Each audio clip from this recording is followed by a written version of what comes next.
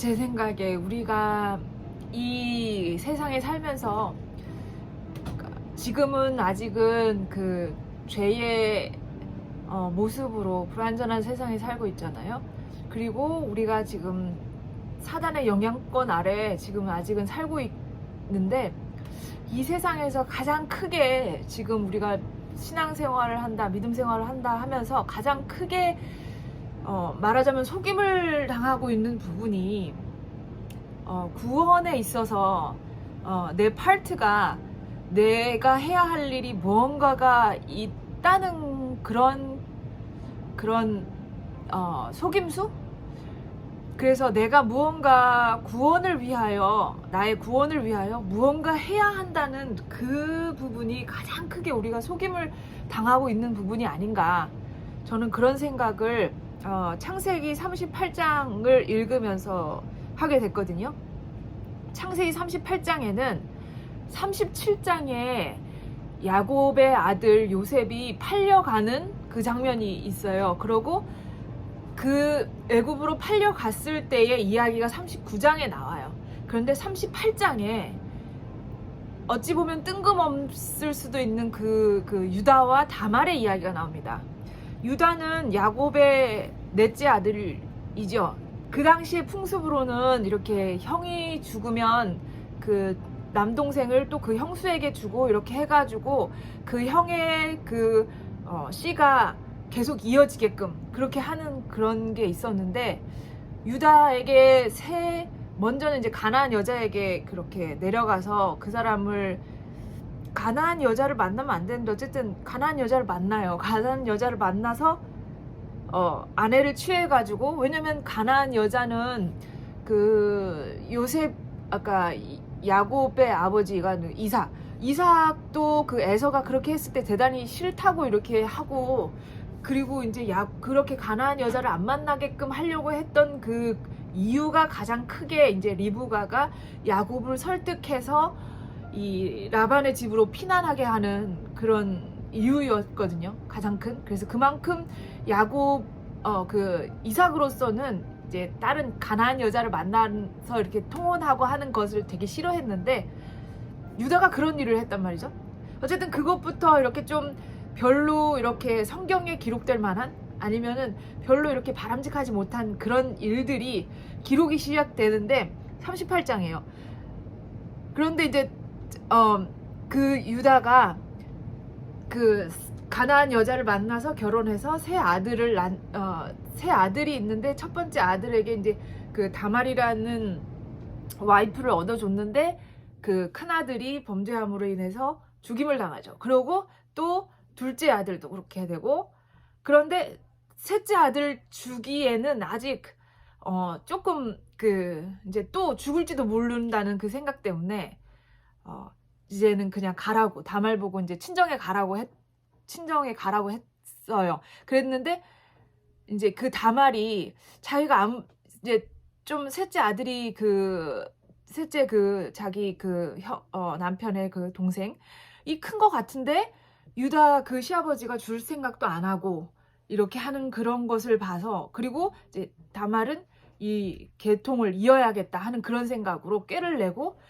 창녀로 아무튼 창녀가 입는 옷을 입고 기다렸다가, 이제 유다와 함께 동침함으로 인해서 아이를 갖게 되는 그러한 일을 하는데, 또 거기서도 유다라는 사람이 아무리 이제 그러고 나서 가나안 자기 본 부인이 죽게 되고, 그러고 나서 마음의 위로를 받고, 이제 그러니까 어느 정도 시간이 지났겠죠. 그러고 나서 아무리 그런데 창녀라고 해도, 그렇게 자기 와이프가 죽었다고 해도 이렇게 성경에 이제 이렇게 또 창녀를 만나서 또 그렇게 보내고 하는 그런 이야기가 나온다는 거죠. 유다가 참으로 참 바람직하지 못하다. 그런데 유다가 누구냐? 유다가 바로 예수님의 조상이 되는 그런 사람이잖아요. 그 12아들 중에 마태복음 1장에 보면은 다말의 이름도 나와 있어요. 다말이 그 족보에는 여자 이름이 그렇게 있을 수가 없는데, 그 나와 있는 여자 4명 중에 한 명이 다말의 이름이거든요. 마태복음 1장 3절. 유다는 다말에게서 베레스와 세라를 낳고 베레스는 헤스론을 낳고 이렇게 나오잖아요. 그래서 창세기 38장에도 이제 그 마지막에 이제 그래서 지혜롭게 그거를 다말이 그 유다의 그 소지품을 갖고 있다가 이제 누가 또 다말 자신 유다 보고 그대의 그 며느리가 임신을 했다고 막 그러는 거예요. 그래서 그렇게 고소당했을 때 다말이 이 소지품의 주인공이 나를 이렇게 했다고, 그래서 그걸 보고 유다가 자신이 잘못했다는 것을 시인하게 되죠. 그러고 나서 이제 그 쌍둥이를 낳는데 쌍둥이의 이름이 베레스와 세라이잖아요. 그래서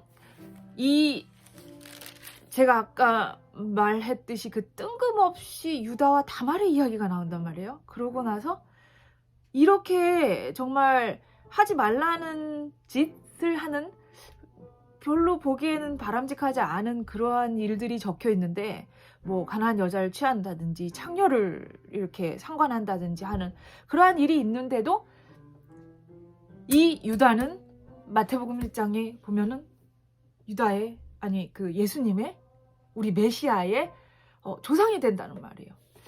제가 그래서 이런 생각이 든 거예요. 이렇게 온전한 사람이 없구나. 온전한 사람은 없고 이런 유다에게서도 예수님이 태어난 것처럼 구원은 모두에게 공평하고, 이 유다가 뭐 잘했기 때문에 그 예수님의 조상이 됐거나 이렇게 한 게 아니라 전적으로 구원은 하나님께 달려 있다는 거.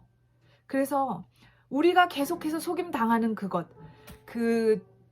너가 구원을 받으려면 뭔가 잘해야 돼. 너가 교회도 성실하게 나가고 교회에서 뭐 좀 열심히 하고 또 헌금 내라는 거 잘 내고 다른 사람 많이 도와주고 그렇게 공적을 쌓아서 너가 이루어야 하는 것이 구원이야 라고 하는 그 속임수가 철저히 거짓말이라는, 그야말로 속임수라는 거죠. 사도행전 4장 12절 말씀에, 사도행전 4장 12절 말씀, 다른 이로서는 구원은 얻을 수 없나니 천하 인간의 구원을 얻을 만한 다른 이름을 우리에게 주신 일이 없음이니라, 이렇게 말씀하셨거든요. 그래서 내가 뭔가를 해야지, 그리고 내가 되게 이번 주에 뭐 내가 이렇게 했는데 내가 어떻게 교회를 가, 내지는 내가 이런 사람인데 내가 어떻게 기도를 해 라고 하는 그런 마음은 사탄이 주는 마음입니다. 그렇기 때문에 이 말씀을 듣고 있는 분들, 그리고 저에게 말하는 거예요. 내가 어떻게 해서 내 마음 상태에 따라 구원이 왔다 갔다 하는 것이 절대로 아니라는 것이죠. 구원은 전적으로 우리 예수님께 달려있고, 우리가 그 예수님을, 내 마음이 어떠하든지 간에 우리 예수님의 이름을 부르고 그 예수님을 마음에 모시면 그때부터 우리의 마음에는 구원이 이를 것입니다. 그렇지만 내가 그렇게 못하는 것은 그 죄책감은 사단이 주는 거예요. 수고하고 무거운 짐진 자들아 다 내게로 오라고 말씀하신 그 짐이 가장 무거운 것이 죄책감이라고 했습니다. 그래서 우리가 내가 뭘 잘못했기 때문에 나는 걸렀어, 나는 글렀어 라고 생각할 필요가 전혀 없습니다. 이 말씀은 저에게도 하는 말이에요.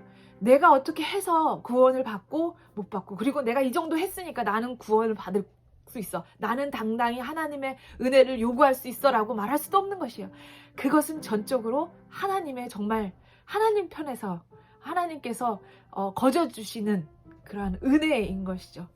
그래서 내가 뭘 했다고 잘난 척할 필요도 없고, 내가 부족하다고 쭈그러들 필요도 없고, 우리 구원은 여전히 계시는 우리 예수님께 달려 있으니까 오늘도 예수님을 보면서 예수님 감사합니다. 그렇게 날 구원하신 우리 주님을 위하여 내가 오늘 무엇을 할 수 있을까요?